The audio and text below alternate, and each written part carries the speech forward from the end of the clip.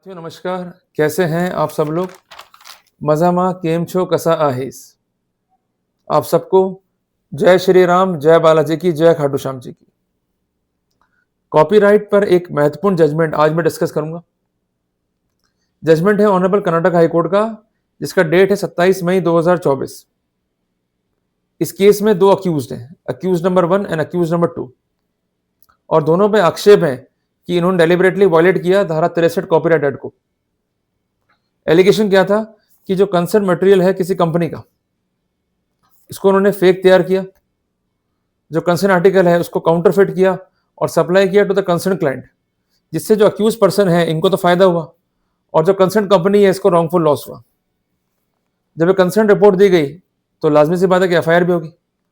जब एफआईआर हुई तो पुलिस जो है जांच भी करेगी। जांच के बाद पुलिस ने डाली क्लोजर रिपोर्ट, जिसको कॉमनली हम कहते हैं बी रिपोर्ट भी। मामला जो है ट्रायल कोर्ट में गया।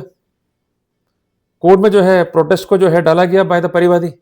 अल्टीमेटली कोर्ट ने प्रसंज्ञान लिया और कोर्ट जो है प्रोसीड हुआ as per section 63 of copyright act.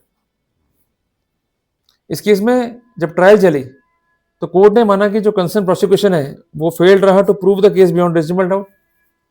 Effective evidences जो है मिसिंग है, तो कोर्ट ने साक्ष्य के अभाव में अक्यूज को जो है बरी कर दिया।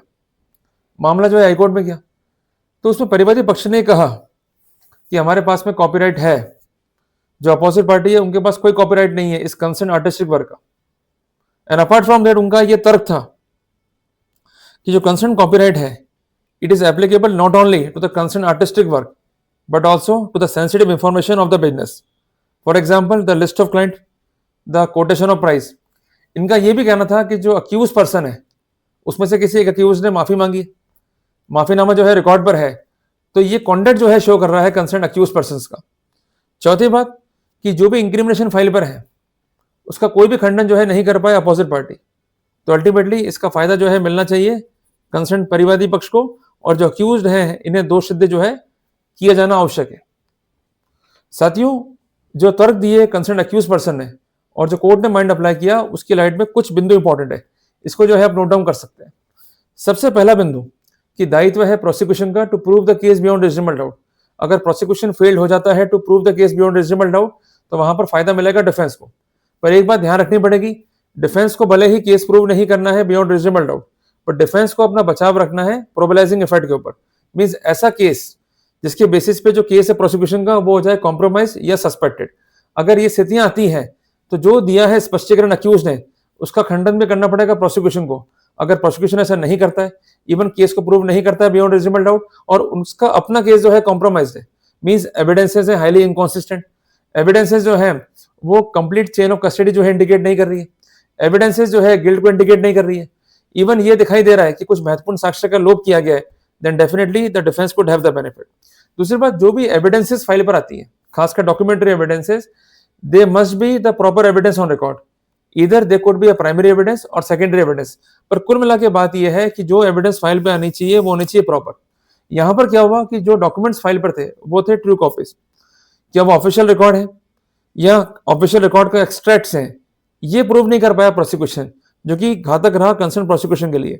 देखिए, प्रोसिक्यूशन को अपना केस तो प्रूव करना ही है, मैं पुनः कहता हूं, पर डॉक्यूमेंट्स भी होने चाहिए एज पर द नॉर्म्स। अगर वो एज पर द नॉर्म्स नहीं है then we could raise the objection. तीसरी इंपॉर्टेंट बात, अगर प्रोसिक्यूशन ने कहता है कि हमने काउंटर फिटिंग करी या हमने कोई फेक आर्टिकल तैयार किया, तो वहां पर एक्सपर्ट टेस्टिमोनी की रिक्वायरमेंट है। अगर किसी एक्सपर्ट के बयान नहीं होते हैं ये प्रूव करने के लिए कि आर्टिकल जो है फेक है या काउंटर फिटेड है, तो वहां पर डिफेंस को जो है फायदा मिलेगा। देखिए, उन्हें प्रूव करना है ऑफेंस बियॉन्ड रीजनेबल डाउट, उन्हें जोड़नी है कड़ी से कड़ी। इसके अलावा chain of custody must not be broken, apart from that it must not be compromised. अगर वो है then defence could have the benefit. एक बात जो है ध्यान रखिएगा कि जो भी एलिगेशंस हैं वो प्रूव करने हैं प्रोसिक्यूशन को। यहां पर यह भी आक्षेप था कि जो अक्यूज नंबर 2 है उसे अक्यूज नंबर 1 को जो डेटा है कंपनी का वो ट्रांसफर किया इन द इलीगल वे, पर इसको प्रूव करने के लिए कोई साक्ष्य, कोई ठोस आधार फाइल पे नहीं थे, सिर्फ वर्बेटिम थे। एक बात ध्यान रखिएगा कि mere surmises and conjecture can not be a basis for the prosecution. तो कुल मिला करके जो एक्विटल रहा अक्यूज ट्रायल कोर्ट से, उस एक्विटल को अपील कर दिया ऑनरेबल हाई कोर्ट ने। तो ये जो फैसला है हमें सिखाता है तीन महत्वपूर्ण बातें। सबसे पहली बात कि जो कंसर्न परिवादी है उसको अपना केस जो है प्रूव करना पड़ेगा बियॉन्ड रीजनेबल डाउट। यहां पर क्या कमी रही कंसर्न परिवादी से, उसका कहना यह था कि मेरे पास ग्लोबल कॉपीराइट है, ग्लोबल पेटेंट है, पर ऐसा कोई डॉक्यूमेंट या कोई रिकॉर्ड जो है वो पेश नहीं कर पाया।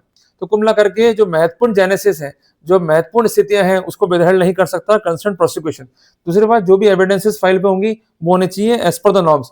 Evidence must be proper evidence. अगर एविडेंस प्रॉपर नहीं है, एज पर नॉर्म्स नहीं है, defence will have the benefit. अगर कंसर्न प्रोसिक्यूशन ये कहता है कि हमने काउंटर फिटिंग करी है, हमने कोई फेक आर्टिकल रेडी किया है, तो वहां पर ये बात प्रूव करनी है प्रोसिक्यूशन को, जिसके लिए एक्सपर्ट टेस्टिमोनी का होना आवश्यक है। अगर एक्सपर्ट की टेस्टिमोनी नहीं है या इस बिंदु पे एविडेंस विदहेल्ड है, then defence could have the benefit.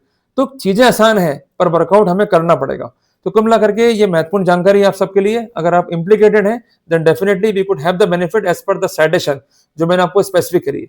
जल्दी मिलेंगे एक नए टॉपिक के साथ। टिल देन, जय राम जी की।